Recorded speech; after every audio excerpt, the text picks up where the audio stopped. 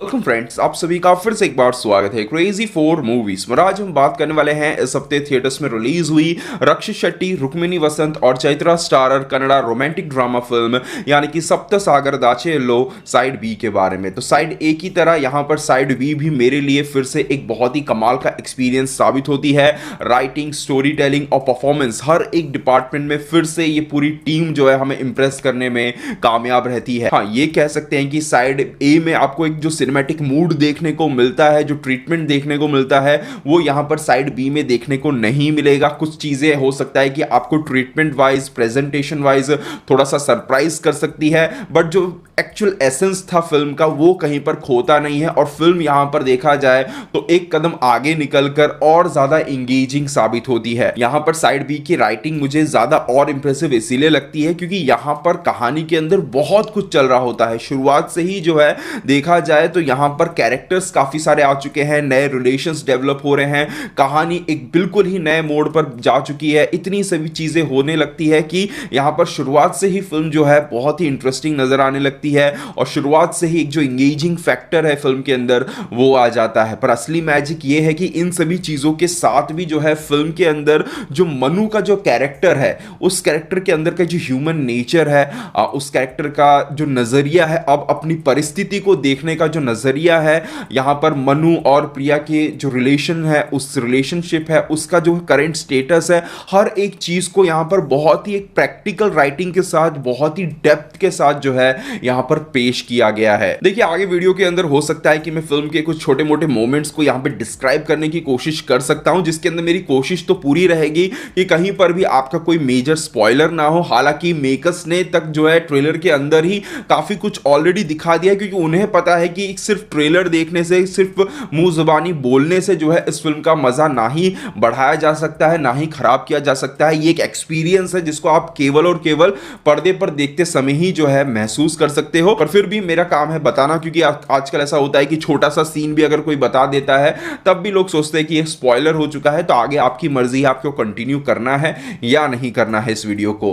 अब देखिए, साइड ए के क्लाइमैक्स के अंदर हम जो देखते हैं उसे देखकर ऐसा फील होता है कि मनु ने जो गलती की है उसकी सजा इतनी भयंकर तरीके से उसे जो है यहां पर मिल रही है। और यकीन मानिए, साइड ए के क्लाइमैक्स के अंदर जो हमें देखने को मिला था ना, वो मनु के सजा का एक छोटा सा हिस्सा था, और वो छोटा सा हिस्सा ही जो है उससे उसकी जिंदगी के 10 साल ले गया। और आप मान के चलिए कि बी के अंदर, साइड बी के अंदर जो है ना, उसकी असली सजा जो है आपको देखने को मिलने जा रही है। इसीलिए फिल्म की शुरुआत में एक डायलॉग हमें सुनने को मिलता है जहां पर एक कैरेक्टर मनु से यह कहता है कि जेल से बाहर आने के बाद इस दुनिया को तुम एक बड़ी जेल की ही तरह समझो। क्योंकि होता यह है कि अक्सर अगर कोई कैदी से कोई कभी मिलने ही ना जाता हो तो उसे ऐसा लगता है कि उसने जो गलती कर दी है उसकी सजा केवल वो अकेला ही भुगत रहा है, और वो किसी भी तरह अपने आप को जो है संभाल लेता है, समझा लेता है। पर जब बाहर आने के बाद उसे पता चलता है कि उसकी गलती की सजा इतने सारे लोग भुगत रहे हैं, तब उसकी असली सजा जो है वो स्टार्ट होती है। और यही चीज इस फिल्म के अंदर होती है, जहां पर मनु की एक गलती की सजा जो है यहां पर प्रिया तक भी जो है 10 साल के बाद भुगत रही है। और हालत यह हो चुकी है कि जिस प्रिया को वो आज से 10 साल पहले जानता था, वो अब उसे नजर तक नहीं आ रही है। देखा जाए तो फिल्म की कहानी के अंदर शुरुआत से ही प्रिया के सपनों के घर को एक बहुत ही इंपॉर्टेंस दी गई है। और एक तरीके से देखा जाए तो फिल्म की कहानी के अंदर जो सब भी प्रॉब्लम्स आई हैं उसकी शुरुआत भी उस एक सपनों के घर से ही हुई है। तो यहां पर साइड बी के अंदर भी जो है प्रिया का जो घर है, उस घर को एक काइंड ऑफ मेटाफोरिक तरीके से प्रिया की जिंदगी का एक रिफ्लेक्शन दिखाया गया है। अब उसके जिंदगी में ना ही शांति है, ना ही उजाला है, और रंग तो दूर दूर तक कहीं पर नजर भी नहीं आता है। उसे शांति पसंद थी, ट्रेन की आवाज हमेशा आती रहती है। उसे अंधेरे से नफरत है, उसके घर में कभी सूरज की किरण नहीं पड़ती है। उसे ब्लू कलर पसंद था, पर अब उसकी घर की दीवारों पर केवल ब्लैक एंड व्हाइट कलर ही हमें देखने को मिलता है। और इन सभी चीजों को देखने के बाद मनु का कैरेक्टर जो डिसीजंस लेता है, उसकी जो एक्शंस होते हैं, वो हर एक चीज जो है उस कैरेक्टर को एक नया डायमेंशन देता है, एक लेयर ऐड करता है। और हर एक लेयर के अंदर आपको एक क्लैरिटी नजर आएगी, हर एक लेयर के अंदर आपको एक ह्यूमन नेचर नजर आएगा जो कि बहुत ही प्रैक्टिकल था। और ये सभी चीजें कुल मिलाकर इस फिल्म की राइटिंग को एक बहुत ही कमाल का डेप्थ दे जाती है। जैसा कि मैंने शुरुआत में कहा कि फिल्म का जो मूड है वो पहले पार्ट के मुकाबले थोड़ा सा डिफरेंट है। तो यहां पर आपको ऐसे मोमेंट्स भी देखने को मिलेंगे जो आपके चेहरे पर मुस्कान लाएंगे, ऐसे मोमेंट्स भी देखने को मिलेंगे जो आपको फूट फूट कर रोने पर मजबूर करेंगे, ऐसे मोमेंट्स भी हैं जो कहीं ना कहीं आपको एक खुशी वाली जो फील होती है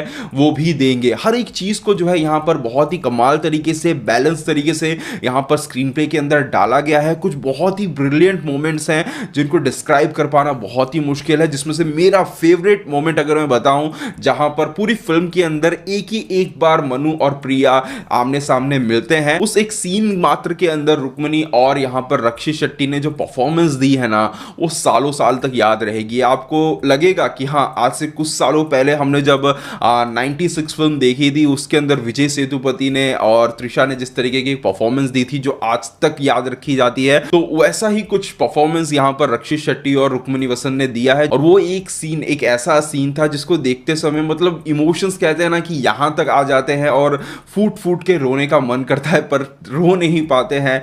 तो वो एक जो इमोशन है ना, वो पर्टिकुलर सीन देने में कामयाब रहता है। और ऐसे ही काफी सारे मोमेंट्स हैं। बात करें क्लाइमैक्स की, बात करें कुछ और फील गुड मोमेंट्स भी हैं जो कि सही में एक अलग ही इमोशंस को क्रिएट करते हैं, जिनको डिस्क्राइब कर पाना शायद मेरे लिए थोड़ा सा मुश्किल है। मैं ये नहीं कहूंगा कि उन मोमेंट्स को हर किसी के लिए डिस्क्राइब कर पाना मुश्किल होगा, बट मैं जब इस वीडियो के लिए लिखने बैठा था, एक्चुअली मैं इसीलिए ये वीडियो लेट आ रहा है क्योंकि जब मैं लिखने बैठा तो वो शब्द ही नहीं मिल रहे थे जिनसे मैं उन चीजों को जो है आपके सामने रख पाऊं। तो अच्छा होगा कि आप फिल्म देखो और आपके जो फेवरेट मोमेंट्स हैं उन्हें कमेंट सेक्शन में डिस्क्राइब करो, तो मुझे पता चले कि एक्चुअली में उन चीजों को किस तरीके से डिस्क्राइब करना चाहिए। बाकी फिल्म के अंदर अगर आप देखोगे तो सिंबॉलिकली भी जो है बहुत कुछ यहां पर डिलीवर करने की कोशिश की गई है। रेड और ब्लू कलर को जिस तरीके का एक इंपॉर्टेंस दिया गया है, इन दोनों कलर्स को देखने के नजरिए हर किसी के अलग अलग हो सकते हैं। मेरा जो एक नजरिया है, मैं कहूंगा कि मुझे ऐसा फील होता है स्टोरी टेलिंग के अंदर कि ब्लू कलर को एक काइंड ऑफ ड्रीम की तरह रखा गया है और रेड कलर को एक काइंड ऑफ रियलिटी की तरह रखा गया है। देखा जाए तो फिल्म के अंदर जो एक नई एक्ट्रेस हमें देखने को मिलती है, चैत्रा नाम की, ब्रिलियंट परफॉर्मेंस है उनकी, सरप्राइजिंग परफॉर्मेंस है। मैं पहली बार उनकी किसी फिल्म को देख रहा हूं। सुरभि नाम का कैरेक्टर वो प्ले कर रही है, तो उस कैरेक्टर के साथ यहां पर लाल कलर को जोड़ा गया है। आप देखोगे एक सीन आता है जहां पर रक्षित शेट्टी का जो कैरेक्टर है वो एक ब्लू कलर की ही जो है अंदर टी शर्ट टाइप पहनी हुई है, जो कि यहां पर प्रिया का फेवरेट कलर था। और उसी एक सीन के अंदर सुरभि जो है यहां पर रक्षित शेट्टी को जो है एक रेड कलर का जैकेट जो है यहां पर हुडी जो है यहां पर वो पहनाती है। और ये काइंड ऑफ कह सकते हैं कि रक्षित शेट्टी का जो स्टेट ऑफ माइंड है उसे भी डिस्क्राइब करने की कोशिश करता है, क्योंकि काफी सारे सीन्स के अंदर आप देखोगे तो रक्षित शेट्टी का जो कैरेक्टर है वो रियलिटी और जो उसका भ्रम है उसके अंदर थोड़ा सा कंफ्यूज नजर आता है। वो सुरभि के अंदर जो है प्रिया को ढूंढने की कोशिश करता है। इवन आप देखोगे कुछ शॉट्स भी आपको देखने को मिलते हैं जहां पर एक कांच या मिरर के अंदर जो है आधा हिस्सा जो है प्रिया का, आधा हिस्सा जो है यहां पर सुरभि का नजर आता है। इवन आप देखोगे जो घड़ी यहां पर सुरभि खरीदती है उसका रंग भी जो है, उसके फ्रेम का रंग भी जो है लाल ही रहता है। बाकी फिल्म के अंदर जिस खूबसूरती के साथ यहां पे मनु का कैरेक्टर प्रिया की लाइफ में ब्लू कलर्स को भरना स्टार्ट करता है, वो भी जब आप फिल्म के अंदर देखोगे ना तो आपका दिल खुश हो जाएगा। इसके अलावा कहने की जरूरत तो है नहीं, म्यूजिक फिल्म का ब्रिलियंट है। साउंड डिजाइनिंग अगेन बहुत ही इंपॉर्टेंट रोल प्ले करती है काफी सारे मेजर सीन्स के अंदर। इसके अलावा देखा जाए तो फिल्म के अंदर एक्शन भी है। क्लाइमैक्स के अंदर एक बहुत ही कह सकते हैं कि थ्रिलिंग एक्शन सीक्वेंस देखने को मिलता है, जो अगेन उसके अंदर इतने सारे इमोशंस हैं जिसको डिस्क्राइब कर पाना बहुत ही मुश्किल है। बाकी हाँ, हो सकता है कि आप एक चीज फील कर सकते हो कि यहां पर इस बार जो है प्रिया के कैरेक्टर को जो इंपॉर्टेंस है वो थोड़ी सी कम दी गई है। मनु के कैरेक्टर के ऊपर ही जो है बहुत कुछ फोकस किया गया है, उसी के नजरिए से जो है यहां पर हर एक चीज को दिखाने की कोशिश की गई है। बट